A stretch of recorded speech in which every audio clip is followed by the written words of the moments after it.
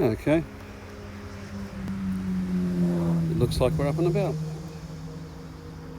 Just a quick fly today, guys, for you. Take off. The home point has been updated. Please check it on the map.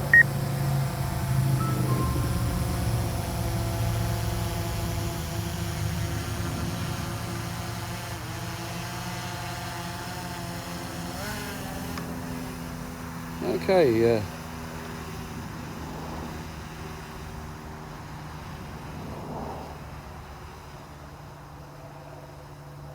everybody who's joining us today, congratulations, or welcome anyway. Wouldn't say there's much to congratulate you on. I'm just having a little fly here at Camp Cable, and I've done footage down here before, and I'm actually out doing a full survey. I like to survey the old camp here about every 3 to 6 months, just to see how they're going. And I just thought I've got pre-programmed lychee flights today, but I did say that I might live stream, so I thought I would just hop on there, guys, and say how do. I won't be able to check the chat because I'm flying by myself today. But as I said, we're at near Yarra Bilba, what used to be Camp Cable.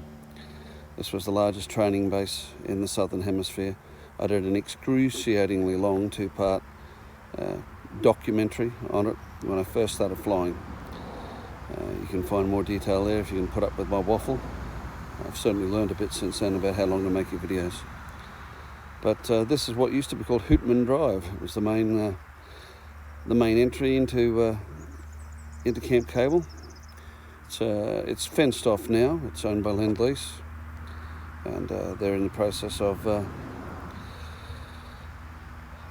developing it. So I'll stretch. I'm flying the Phantom 4 Professional today, so I can see it at quite a distance. I'm 178 metres out. Seem to be losing focus a lot here today. I'm not sure why. What I might just do is I might just stick on manual focus.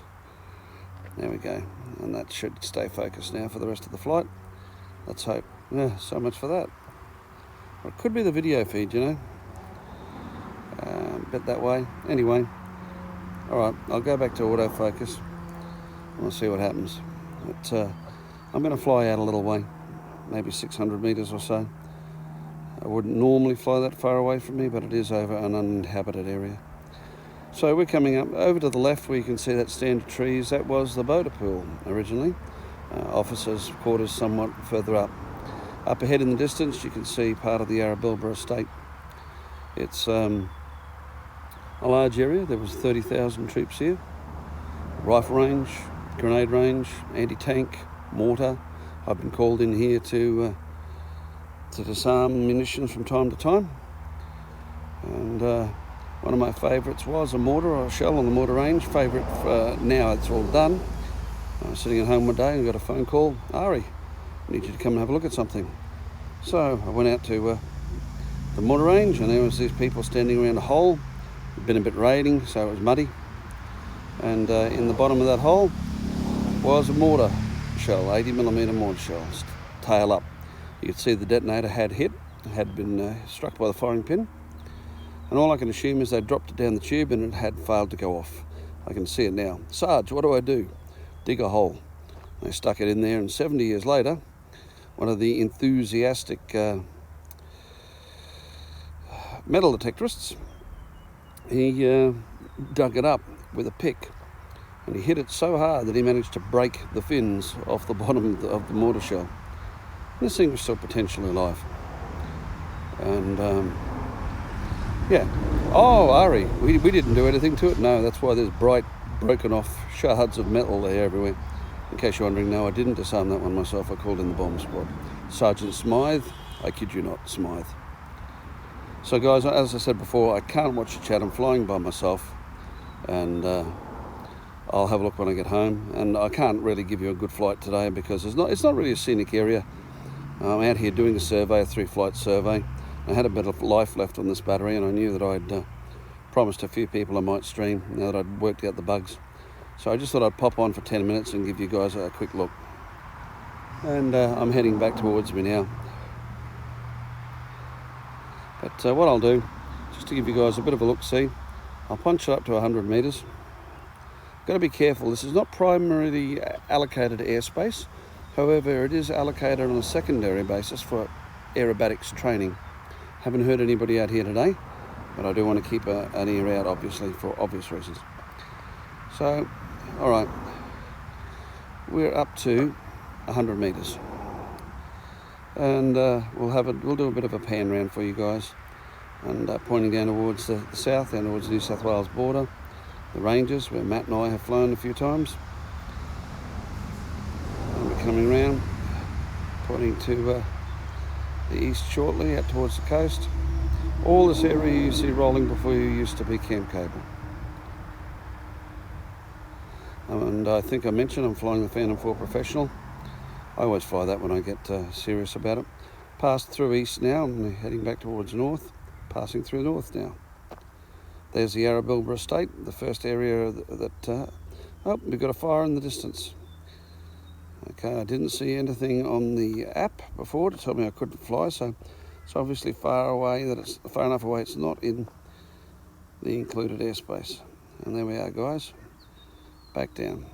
All right, and now my name's not Bill the Drone Reviewer, but I did enable precise takeoff, so let's have a bit of fun here and tell it to return to home. And we'll see how close it comes to the landing pad. I know they're not as good as the Mavic 2, but since I'm only going to be streaming for a little while, guys, we might as well have some fun today. We're down to 38% battery, so I only used about 40% on this flight, the first flight previous to this, which was a survey run. I thought, oh, I'll just pop this one up. And if you look down, you see the white vehicle there, and that's me waving. As you can see, we don't have much around.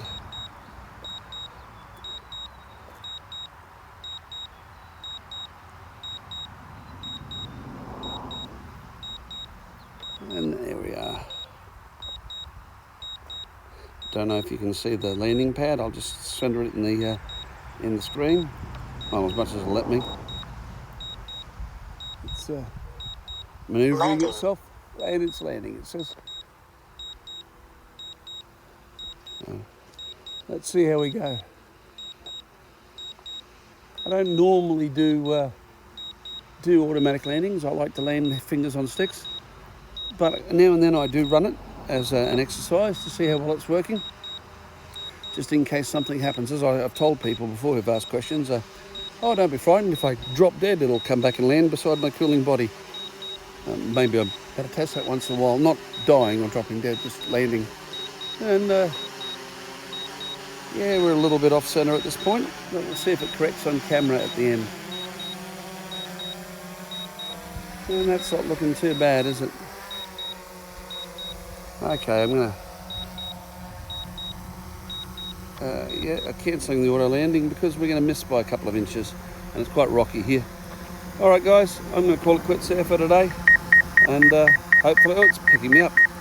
Hopefully, I'll catch up with you all sometime soon. Cheers for now, and thanks for joining.